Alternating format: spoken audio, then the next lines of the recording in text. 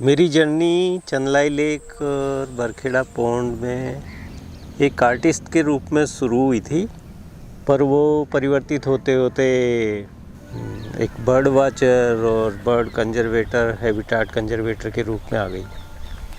और अब मैं पिछले लगभग 2006 से लेकर के अब तक यही काम कर रहा हूँ। तो 2006 की बात है जब चंदलाई में पहली बार ये गंदा पानी एंटर हुआ था, जयपुर का सीवेज वाटर।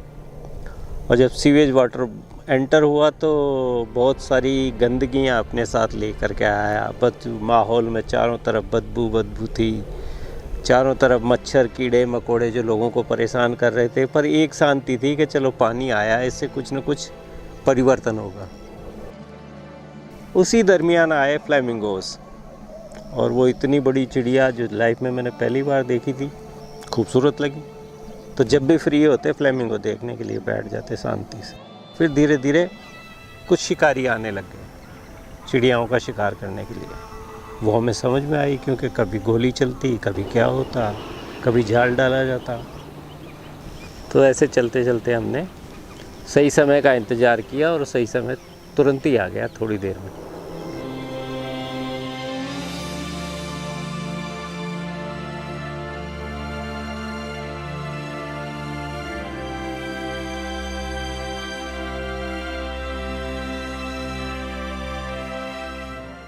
हमने उनके लाइव वीडियो शूट किए और हिंदुस्तान टाइम्स के फ्रंट पेज पर वो खबर छपी और सारे शिकारी डर लिए गए।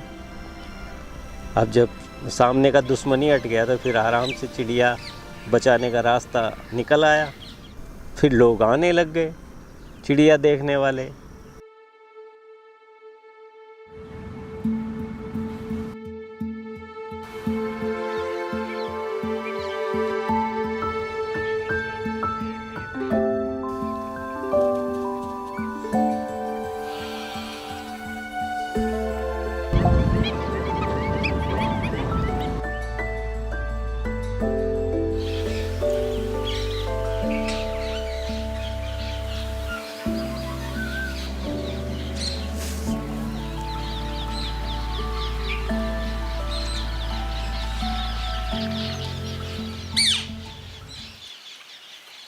और 2011 से लेकर के अब तक मेरा जो पर्सनल रिकॉर्ड है उसमें 308 तरह की बर्ड स्पीशीज़ में रिकॉर्ड कर चुका हूँ।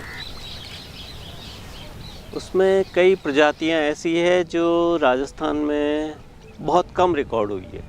देखा जाए तो रेड नेक फेलारोप एक बर्ड है, दूसरा whimbrel, Pacific golden plover, western reef egret, greylag goose, tufted duck, mallard, white eye pochard, bar headed geese जो वर्ल्ड की सबसे हाई फ्लाई करने वाली बर्ड है, वो हज़ारों की संख्या में यहाँ आती है। Pintail, ruddy shelduck, northern shoveler, common teal, pochard और बहुत सारे वेडर्स यहाँ प्रवास करने आते हैं।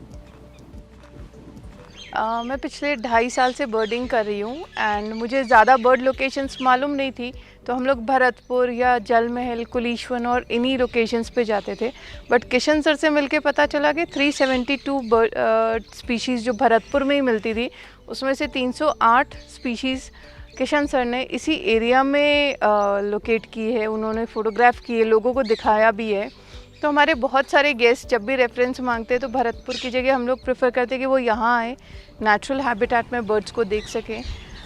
जो बहुत ही रेयर बर्ड्स हैं, हम लोगों ने फैल्कन्स को भी काफ़ी सारों को देखा है, जैसे ग्रेटर वाइट फ्रंटेड गूज है, कॉमन शेल्डक है, सिनेमन बिटर्न जो रिसेंटली दिखी है।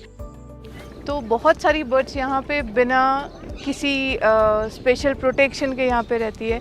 तो आई वुड रिक्वेस्ट एवरीवन कि आप लोग यहाँ पे आएँ, विज़िट करें। ये तो बहुत बुजुर्गों से बनी हुई है, मतलब हमारे बुजुर्ग थे ना, उससे भी बहुत पुरानी है, कई पीढ़ियों से बनी हुई है। मगर आता है इनमें जयपुर का पानी, बारिश का पानी नहीं है। ये पानी यूज आता है फसल के लिए, आता है गेहूँ में, आता है सब्जी में, आता है रंजका में आते हैं, ज्वार में आते हैं, बाजरे में आते हैं। पर अब इस झील को लोगों की स्वार्थ भावनाओं का काला साया इस पे मंडरा रहा है। इसके लिए कई बार मेरी पेड़ काटने वालों से लड़ाई हो जाती है।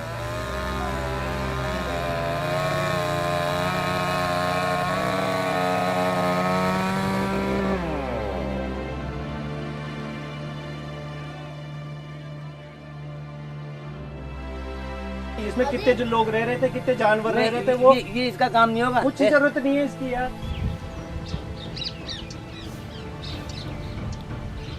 जो निर्माण हो रहे हैं झील के चारों तरफ, कॉलोनियाँ बस रही है नई नई, झील के बाहर भी बस रही है, झील के क्षेत्र में भी बस रही है और झील के अंदर भी बस चुकी है।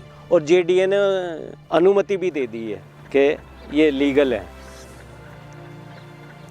एक और कारण है चंदलाई लेक को लेकर के कि यहाँ मछली पालन की सरकार द्वारा अनुमति है, सरकार उसका लिए ठेका छोड़ती है और वो पक्षियों को रुकने नहीं देते।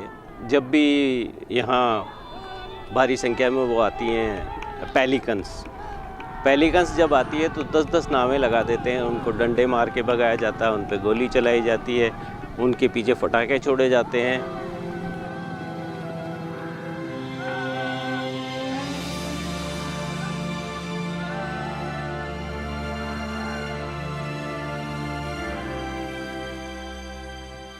पक्षियों से तो कोई फायदा नहीं है हमारे भैया।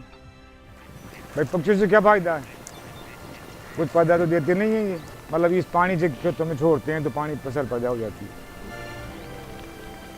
अगर समय रहते सही कदम नहीं उठाया गया आम इंसान द्वारा और सरकारों के द्वारा भी, तो ये हैबिटाट हम फोटोग्राफ्स में या वीडियो क्लिप्स